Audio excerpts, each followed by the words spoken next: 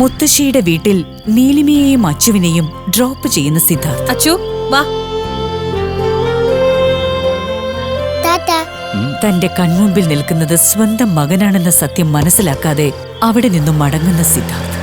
5 വർഷങ്ങൾ കഴിഞ്ഞാണ് നീലിമ തന്റെ മുത്തശ്ശി മാധവിയെ കാണുന്നത്.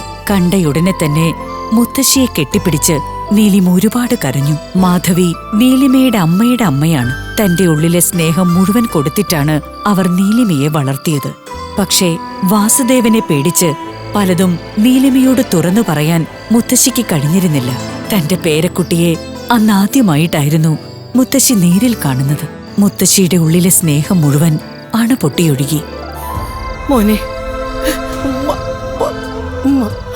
നീലിമയെക്കുറിച്ചുള്ള രഹസ്യം എന്നെങ്കിലും ഒരു നാൾ തുറന്നു പറയാൻ വേണ്ടി മുത്തശ്ശി മനസ്സിൽ സൂക്ഷിച്ചിരുന്നു. അല്ല, അതൊക്കെ പോട്ടെ. സിദ്ധാർത്ഥിന്റെ അമ്മ അത്രയൊക്കെ പറഞ്ഞിട്ടും നീ എന്തിനാ കേട്ടു നിന്നത്? നിനക്ക് പറയാൻ പാടില്ലായിരുന്നോ അവന്റെ ജീവിതത്തിൽ നിന്നും ഇറങ്ങിപ്പോകാൻ സാധിക്കില്ലെന്ന്? അത് പോട്ടെ, അല്ലെങ്കിലും സിദ്ധാർത്ഥൻ നിന്നെ കൂടെ നിർത്തിയതിന് മറ്റു പല ഉദ്ദേശവും ഉണ്ടായിരിക്കും. നിനക്കറിയാത്തതാണ്. നീ വെറും പാവായതുകൊണ്ടാണ് എല്ലാവരും നിന്നോടിങ്ങനെ പെരുമാറുന്നത്. നിന്നെ എളുപ്പം പറ്റിക്കാൻ പറ്റും. അവന്റെ അമ്മ അവനറിയാതെ ഇവിടെ വന്ന് നിന്നോട് ഇത്രയൊക്കെ സംസാരിക്കാൻ ധൈര്യപ്പെടുമെന്ന് തോന്നുന്നുണ്ടോ നിനക്ക്? ഇതെല്ലാം അവന്റെ തന്നെ ഡ്രാമയാണ്. നിന്നെ ജീവിതത്തിൽ നിന്ന് ഒഴിവാക്കാൻ അവൻ ഇത്തരം ചീപ്പ് ഡ്രാമ കളിക്കുകയാണ്. അവന് നിന്നെക്കൊണ്ടുള്ള ഉപയോഗം കഴിഞ്ഞിട്ടുണ്ടാവും. നീലിമയെ നോക്കി ഭൈരവ് പറഞ്ഞു. അതുവരെ മിണ്ടാതിരിക്കുകയായിരുന്ന നീലിമ ഭൈരവ് സിദ്ധാർത്ഥിനെക്കുറിച്ച് സംസാരിച്ചത് തീരെ ഇഷ്ടമായില്ല. സിദ്ധാർത്ഥിനെക്കുറിച്ച് കുറ്റം പറയാൻ ഭൈരവ് ആരുമല്ലെന്ന് നീലിമയ്ക്ക് തോന്നി.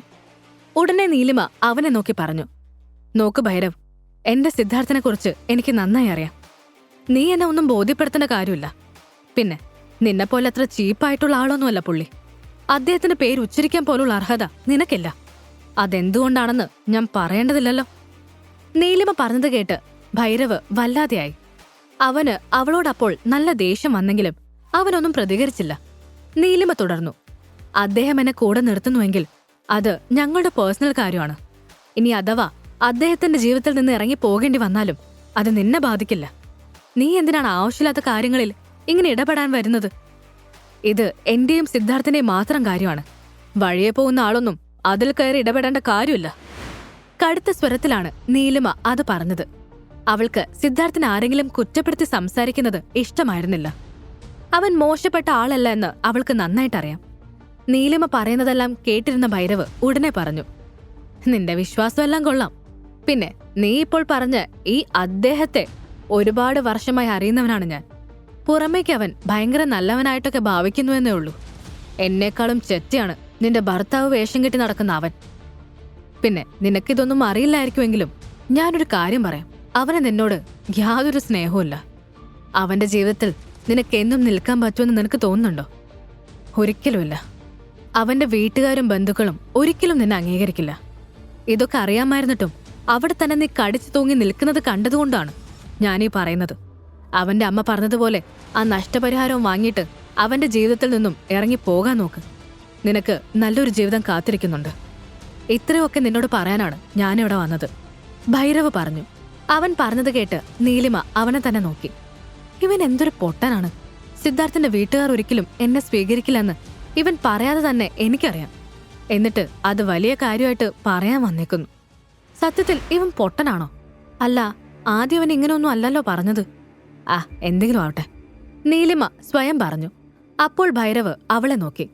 എന്തേ, ഞാൻ പറഞ്ഞത് വിശ്വാസം വരുന്നില്ലേ? നീ തന്നെ ആലോചിച്ചു നോക്കൂ. സിദ്ധാർത്ഥ് ഇതുവരെ നിനക്ക് ചെയ്ത സഹായങ്ങളിൽ അവന് ഉപകാരമില്ലാത്ത എന്തെങ്കിലും കാര്യമുണ്ടായിരുന്നോ? അവൻ ഒരിക്കലും അവന് ലാഭമില്ലാത്ത ഒരു കാര്യം ചെയ്യില്ല. നിന്നെ കൂടെ താമസിപ്പിക്കുന്നതുമൊക്കെ അതുപോലെ എന്തിനെങ്കിലും ആവും. ഉള്ള മാനവും കൊണ്ട് വീട്ടിൽ പോവാൻ നോക്ക്, ഭൈരവ് പറഞ്ഞു. ദേ, ഞാനൊരു കാര്യം പറഞ്ഞേക്കാം. ഇനിയൊരു അക്ഷരം നീ അദ്ദേഹത്തെക്കുറിച്ച് സംസാരിക്കരുത്. സിദ്ധാർത്ഥന് നിനക്കറിയുന്നതിലും കൂടുതൽ എനിക്കറിയാമെന്ന് കൂട്ടിക്കോ. അദ്ദേഹം നീ പറയുന്ന പോലുള്ള ഒരാളല്ല. എനിക്ക് വേണ്ടി ഒരു ലാഭവും നോക്കാതെ ആ മനുഷ്യൻ ഒരുപാട് കാര്യങ്ങൾ ചെയ്തിട്ടുണ്ട്. അങ്ങനെയുള്ള അദ്ദേഹത്തെക്കുറിച്ച് ഇനിയൊരു അക്ഷരം നീ പറഞ്ഞാൽ നീലിമ ആരാണെന്ന് നീ അറിയും. നീലിമ വളരെ വാശിയോടെ അങ്ങനെ പറഞ്ഞു.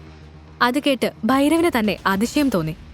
കാരണം അവനോട് അത്രയും ധൈര്യമായി സംസാരിക്കുന്ന ആളുകൾ തന്നെ ചുരുക്കമാണ്. മുൻപ് കണ്ടപ്പോഴും നീലിമ ഇങ്ങനെ തന്നെയായിരുന്നു. അവളോട് അതുകൊണ്ട് തന്നെയാണ് ഭൈരവനൊരു താല്പര്യം തോന്നിയതും. മറ്റുള്ള പെൺകുട്ടികളിൽ നിന്ന് വ്യത്യസ്തമായ എന്തോ ഒന്ന് നീലിമയിലുണ്ടെന്ന് അവന് തോന്നി. അത് സത്യമാണെന്ന് തോന്നിക്കുന്ന തരത്തിലാണ് ഇപ്പോഴും അവളുടെ പ്രതികരണം. സിദ്ധാർത്ഥിനെക്കുറിച്ച് എന്തു പറഞ്ഞിട്ടും നീലിമ അത് വിശ്വസിക്കാൻ തയ്യാറാകുന്നില്ല. ഭൈരവന്റെ മുഖത്തേക്ക് നോക്കി നിൽക്കുകയായിരുന്നു അപ്പോൾ നീലിമ. അവളുടെ മനസ്സിൽ ഭൈരവനോടുള്ള വെറുപ്പ് കൂടിക്കൊണ്ടിരുന്നു. കാരണം സിദ്ധാർത്ഥ മോശമായ സ്വഭാവമുള്ള ഒരുത്തനല്ല. പക്ഷേ ഭൈരവ പണത്തിനു വേണ്ടി എന്തും ചെയ്യാൻ മടിക്കാത്ത ഒരു വൃത്തികെട്ടവനാണ്. അവന് സിദ്ധാർത്ഥിന്റെ പേരുപോലും ഉച്ചരിക്കാനുള്ള യോഗ്യതയില്ല. എന്നിട്ടും അദ്ദേഹത്തെക്കുറിച്ചില്ലാത്തത് പറഞ്ഞ് അവനെയും തന്നെയും തമ്മിലടുപ്പിക്കാൻ ശ്രമിക്കുകയാണ് ഭൈരവെന്ന് നീലിമ മനസ്സിലാക്കി. നോക്ക്, നീ അദ്ദേഹത്തെക്കുറിച്ച് എന്ത് പറഞ്ഞാലും ഞാനത് വിശ്വസിക്കാൻ പോകുന്നില്ല. എനിക്ക് അദ്ദേഹത്തെ നല്ല വിശ്വാസമാണ്. ഇനി അഥവാ എന്നെ അദ്ദേഹം ദ്രോഹിക്കാൻ വിചാരിച്ചാലും അത് ഞാനങ്ങ് സഹിച്ചോളാം. നിന്നെ ഇവിടെ ആരും ക്ഷണിച്ചിട്ടില്ല, എണീറ്റ് പോവാൻ നോക്ക്. നീലിമ വളരെ ധൈര്യമായി തന്നെ പറഞ്ഞു. അപ്പോഴൊക്കെ അവളുടെ മനസ്സിൽ ഭൈരവനോടുള്ള നേരിയ പേടി അവശേഷിച്ചിരുന്നു. എന്നിട്ടും അവന് മുന്നിൽ അത് പ്രകടിപ്പിക്കാൻ അവൾ തയ്യാറായില്ല. അങ്ങനെ സംഭവിച്ചാൽ ഉറപ്പായും ഭൈരവ് അവിടെ നിന്നും പോകാതെ ഓരോന്ന് പറഞ്ഞുകൊണ്ടിരിക്കും. നീലിമ തന്നെ എതിർത്ത് സംസാരിക്കുന്നത് കണ്ട് വല്ലാതെ ദേഷ്യം വന്നിട്ട് കൂടി ഭൈരവ് അത് നിയന്ത്രിച്ചു. കാരണം നീലിമയെ വെറുപ്പിക്കാൻ അവൻ ആഗ്രഹിച്ചില്ല. നീലിമ, നിനക്ക് ഞാൻ പറയുന്നൊന്നും ഇപ്പം മനസ്സിലാവില്ല. കാരണം ഈ സിദ്ധാർത്ഥന വലയിൽ നീ വീണു കഴിഞ്ഞു. ഇനി അതിൽ നിന്ന് ഊരി വരാൻ ഭയങ്കര പ്രയാസമാണ്. എന്തായാലും ഞാൻ പറഞ്ഞതൊക്കെ നീ ഒന്ന് ആലോചിച്ചു നോക്ക്. അപ്പോ നിനക്ക് തന്നെ ബോധ്യപ്പെടും. അത് കേട്ട് നീലിമ ഭൈരവനെ നോക്കി. അവൾക്ക് പക്ഷേ അപ്പോൾ അയാളോട് ഒന്നും തിരികെ പറയാൻ തോന്നിയില്ല. അവനുമായി അവിടെ വച്ചൊരു പ്രശ്നമുണ്ടാക്കാൻ അവൾ ആഗ്രഹിച്ചില്ല. നീലിമ പറഞ്ഞു, എനിക്ക് തന്നോട് സംസാരിക്കാൻ താല്പര്യമില്ല, ഞാൻ പോകുന്നു. നീലിമ എഴുന്നേറ്റ് പോകാനൊരുങ്ങി. അപ്പോൾ ഭൈരവ് അവളെ തടഞ്ഞു. ഞാൻ പറയട്ടെ, നീ നിൽക്ക്. എനിക്ക് സംസാരിക്കാനുണ്ടെന്ന് പറയുന്നത് കേട്ടിട്ടും ഇവിടെ നിന്നും പോകാനുള്ള ധൈര്യമുണ്ടോ തനിക്ക്? ഭൈരവ് അത് പറഞ്ഞത് ഭീഷണിയുടെ സ്വരത്തിലായിരുന്നു. അത് കേട്ട് നീലിമ അവനെ നോക്കി. അവന്റെ അടുത്ത് നിന്ന് അല്പം മാറി. എന്തും ചെയ്യാൻ തയ്യാറായി 2 ബോഡിഗാർഡുകൾ അവളുടെ ശ്രദ്ധയിൽ അപ്പോൾ പിന്നെയും പെട്ടു. അവരെ നോക്കി നിൽക്കുന്ന നീലിമയെ ശ്രദ്ധിച്ച് ഭൈരവ് പറഞ്ഞു, നീലിമ അവരെ കണ്ടു പേടിക്കണ്ട. അവരൊക്കെ പാവങ്ങളാണ്, എന്നെപ്പോലെ. എന്തായാലും താനിരിക്കെ, എനിക്ക് പറയാനുള്ളത് കേട്ടിട്ട് പോയാൽ മതി. ഭൈരവ് പറഞ്ഞത് കേട്ട് നീലിമ അവനെ നോക്കി. തന്റെ പ്രശ്നം എന്താണ്? എന്നോട് എന്താ തനിക്ക് സംസാരിക്കാനുള്ളത്? സിദ്ധാർത്ഥിനെ കുറിച്ചാണെങ്കിൽ വേണ്ട, എനിക്ക് കേൾക്കണ്ട.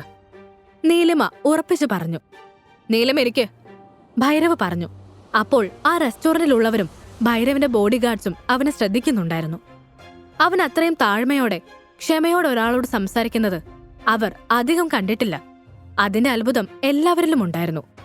നീലിമ ചെയറിൽ പോയിരുന്ന ശേഷം അവനെ നോക്കി. എന്താ തനിക്ക് പറയാനുള്ളത്? ഒന്ന് പറഞ്ഞു തൊലയ്ക്ക്. നീലിമ ക്ഷമ കെട്ട് പറഞ്ഞു. അത് വേറൊന്നുമല്ല, എനിക്ക് നീലിമയുടെ നല്ലൊരു ഫ്രണ്ടാവണം, ഭൈരവ് പറഞ്ഞു. അത് കേട്ട് നീലിമ അമ്പരന്നു. അവൻ മറ്റെന്തോ പ്ലാൻ ചെയ്യുന്നുണ്ടെന്ന് അവൾക്ക് മനസ്സിലായി. അവനെ പ്രോത്സാഹിപ്പിക്കുന്നത് പന്തിയല്ലെന്ന് തോന്നിയതുകൊണ്ട് നീലിമ പറഞ്ഞു, എനിക്ക് തന്റെ സുഹൃത്താവാൻ താല്പര്യമില്ല. കാരണം തന്നെപ്പോലെ ഗുണ്ടായിസമൊക്കെയുള്ള ഒരാളെ കൂടെ കൊണ്ട് നടന്നാൽ എനിക്ക് നല്ല ബുദ്ധിമുട്ടായിരിക്കും. എന്റെ ഭാവിയെക്കുറിച്ച് ഞാൻ ഓർക്കണ്ടേ? നീലിമ പുച്ഛത്തോടെ പറഞ്ഞു. അത് കേട്ട് ഭൈരവ് തന്റെ ദേഷ്യം നിയന്ത്രിച്ചു. എന്നേക്കാൾ മോശപ്പെട്ട ഒരുത്തന്റെ കൂടെയാണ് നീ ഇപ്പോൾ കഴിയുന്നത്, അത് ഓർമ്മ വേണം. എന്തായാലും അവന്റെ അത്ര വില്ലനൊന്നുമല്ല ഞാൻ. അവനെന്തീ സഹിക്കുന്നില്ലേ? അവന്റെ കൂടെ കറങ്ങുന്നില്ലേ? ഒരുമിച്ച് താമസിക്കുന്നില്ലേ? അപ്പോഴൊന്നും ഇല്ലാത്തൊരു ബുദ്ധിമുട്ടും നിനക്ക് എന്നെക്കൊണ്ടും ഉണ്ടാവില്ല, ഭൈരവ് പറഞ്ഞു.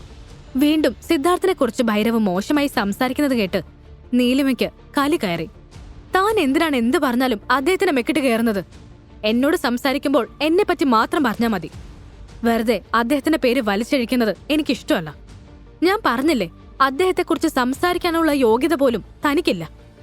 എന്നെ സിദ്ധാർത്ഥ് ജെന്റിൽമാനാണ്, നീലിമ പറഞ്ഞു. ഭൈരവ് അത് കേട്ട് മിണ്ടാതിരുന്ന ശേഷം പിന്നീട് പറഞ്ഞു, കൂടുതലൊന്നും പറയണ്ട.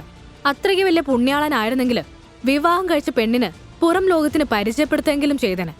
ഇതിപ്പോ പരിചയപ്പെടുത്തില്ലെന്നു മാത്രമല്ല, അമ്മയെ വിട്ട് ഒരു നഷ്ടപരിഹാരക്കളി കളിച്ചിരിക്കുന്നു. എന്നിട്ടും അവൻ ജെന്റിൽമാൻ.